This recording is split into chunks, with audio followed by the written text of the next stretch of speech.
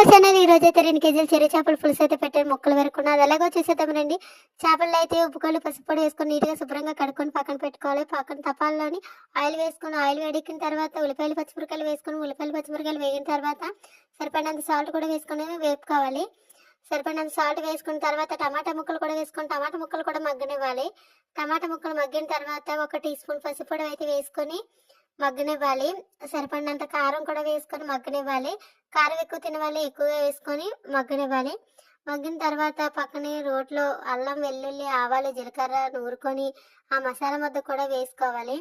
మసాలా ముద్ద వేసుకొని వేగిన తర్వాత ఒక 100 గ్రాముల చింతపండు నానపెట్టుకొని ఆ చింతపండు పులుసు కూడా వేసుకొని ఒక 10 నిమిషాలు మూత పెట్టాలి.